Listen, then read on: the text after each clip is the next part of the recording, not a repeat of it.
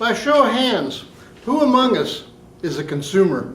I guess Teresa's not a consumer. Everybody's hand should be up because we're all consumers. We all consume either services or we purchase goods, so goods and services. Even if you're living so-called off the grid, you're perhaps in northern British Columbia somewhere, you're hunting and trapping your food, you can only eat so much moose.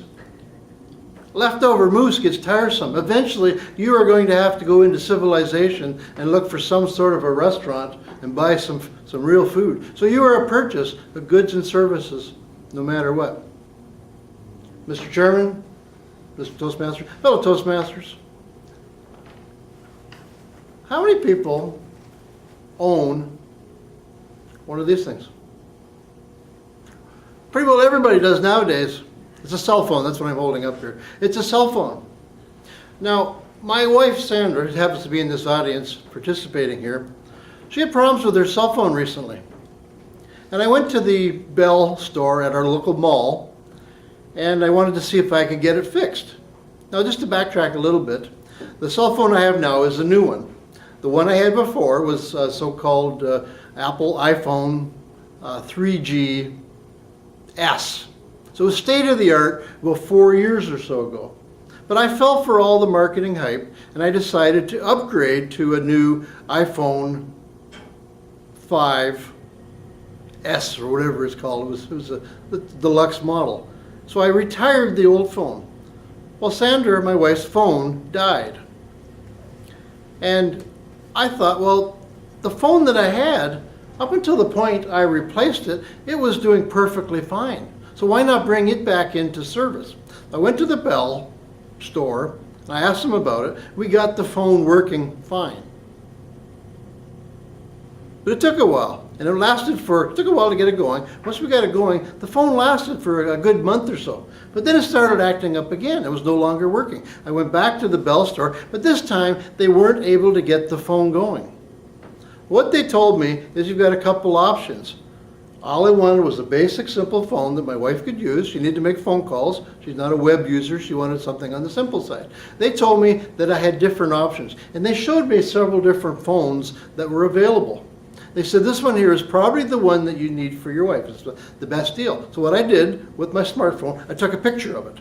And I went home and I researched it. And what I found was that some people that had the phone for several months, they really liked the phone. And yet, there were other people that thought the phone was absolutely terrible. It heated up too much. It was too hot in your hands. The sound wasn't very good. It was too loud. Somebody else said the sound was too quiet. Didn't matter where you were, you couldn't hear it. You couldn't hear it in traffic. So on one hand, you've got a group of people saying that they love the phone. On the other hand, you've got a group of people saying that they don't. Now, if you've done any research online, this is exactly what happens when you're researching something. Some people love it, the exact same product. Other people will hate the product. So you have to make a decision on whether you like a product or whether you don't like a product. Now, this is where something called testimonials comes in. When you're looking at a product like this, I originally had given her my old phone, which, as I say, was still perfectly functioning. So I gave a testimonial. The phone was good. That's why I gave it to her. I wouldn't have given her a phone that was garbage, that didn't work. So I had a recommendation for that phone. I recommended that phone to people. I'm not sure why I even upgraded, but I did. So I gave a testimonial on that phone. Now, when we buy something in life, consumers, what do we use for making our judgment? Do we look for reviews? Do we talk to our friends? Do we find out who out there has used a similar product? Would they buy it? This is called a testimonial. Now, I don't think there's anybody in this room that's of the age to remember. I'm certainly not. But back in the 50s, when television first came out, television was black and white. That's what was produced or broadcast. And there was live TV. The television show would cut, and they would go to a live commercial. The actors were showing live broadcasting. So it could be a product, perhaps a dish soap or a car or something else, but it was live. And the people were believable. This is where the testimonial started off. They used a certain detergent. Therefore, anybody watching that show, well, if that woman on TV, that housewife, she says she uses it, she must be telling the truth. It must be the way to go. It must be the product to use, because why would they lie? And that's where testimonials come into play. Now, if you're a manufacturer or you're marketing a product or a service, if you say your product or service is good, well, you could be considered that perhaps you're boasting, or you're marketing, or you're just advertising. And what people think about what you have to say is really only taken with the saying as a grain of salt. However, if other people start saying, this is really a great product, you have to have this person's service is wonderful, you got to try it. This particular car wash or gas station or service, you have to go to them because they're great. They give me good service. That's a testimonial. You're more likely to go to them because somebody else has been there and they've recommended them. We have some women here. Would you go to a hairdresser that nobody's ever heard of before? It's your first time going to a hairdresser? Or are you more likely to go to one that perhaps one of your friends has gone to? You like their cut of their hair, their hairstyle. Would you more likely go to that? That's where referrals come in. Now I'm going to morph this speech or this presentation on testimonials into Toastmasters. This is what we are here. We're filming this in a Toastmaster meeting right now. I want to morph this conversation into how you give a testimonial for Toastmasters. We're in a room right now and it's quite a few empty seats. I've seen this room with some 25 people in here. I've seen it with 3 people. I'd like to see 25 people in this room. How we do that is we have to get out there, each and every one of us, as a champion, if you will, and getting out there and promoting Toastmasters to different people. We have to talk up Toastmasters. We have to show people and tell people that this is really a good product. Now, with the I call it a Toastimonial. I didn't create that term, but it's a Toastimonial is like a testimonial where you are recommending Toastmasters. Now, it's easier for me to stand up here and say, you got to start pushing Toastmasters. You got to talk up Toastmasters. But people say, well, how do I do that? What I would recommend is, first off, is listening in conversation. If you hear somebody say, here's some key words. You don't have to write them down, but keep them in mind. If you hear somebody say, I wish I had a better job, but I don't have the skills.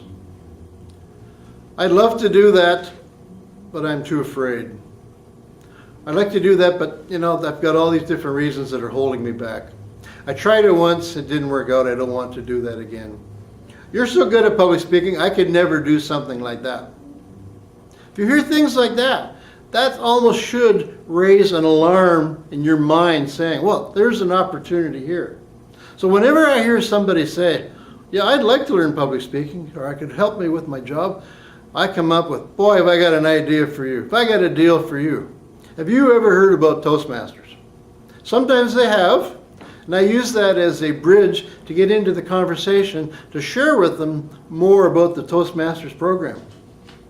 Somebody says, oh, I can't do that. Well, come on out and check out a meeting. Oh, I'm too afraid. There's so much pressure. You're going to make me speak in public. Well, no, we're not going to make you do that. We're going to invite you out as a guest. You can participate in our program. There's no pressure on you. And you can see that at any given time in a meeting, there are some members that have been in Toastmasters for quite a few years. I've been a member for 22 years. But at the same time, I could be delivering a presentation, and there could be somebody else that's brand new giving a speech. We are a club. It's a club. It's not a school. We don't have a teacher. We have a self-directed, self-paced program where we support each other. And that's where the real growth is in a Toastmasters club. And celebrating the successes that everyone has. We support each other. And I've seen it so many times, over and over again. I've seen shy, quiet people come in and they have found their voice. That was kind of a tagline that Toastmasters was using for a while, is find your voice. People have found their voice. They've used it in business. They've promoted themselves. Some shy people have gone on to become motivational speakers. There's really no boundaries or restrictions put on you what you can do once you get involved with the Toastmasters program. But the secret is, you got to come out to a meeting. You can ask me questions and I can tell you all about the program, but you have to really come out, experience a program, find out what it's like, find out it's for you. Do you want to, our club happens to meet on Tuesday nights at the Rotary Center for the Arts. Gratuitous plug there. If you got Tuesday evenings, come out and check us out. We're not going to put pressure on you to join. We would like you to join. Come out, check us out, see if this program is for you. There is a commitment. You're making several commitments. You're making a commitment to yourself that you are going to participate in the program to the best of your ability by delivering speeches, taking on roles. You are growing. You're developing your self-confidence, but you're also helping other people, because when you're speaking, others have the chance to get up and evaluate you. So while we're supporting each other, we all grow together. And I said we like to celebrate our successes, and there are many successes in the Toastmasters program. I share successes. What I'm challenging all of you to do that's watching this video or sitting here in the live studio audience in front of me is to become a disciple. Get out there and in conversation, just bring up Toastmasters. If it doesn't come up, if there's no segue into it, people aren't saying, you know, I need to do this, bring it up in conversation. People ask you, what do you do for fun? Well, put your hand up and say, I go to Toastmasters. Toastmasters, what's all that about? That's your opening to get out there and start talking to people. Invite them out. Take it to the next step. Offer to, even if they don't have a ride, offer to bring them to a meeting and to sit with them so that they're not alone when they're here. We're interested in growing our club right now. We're interested in participating in the larger world of Toastmasters. We need more members to be able to do that. I would encourage everyone to get out there, talk up Toastmasters. Thanks for listening.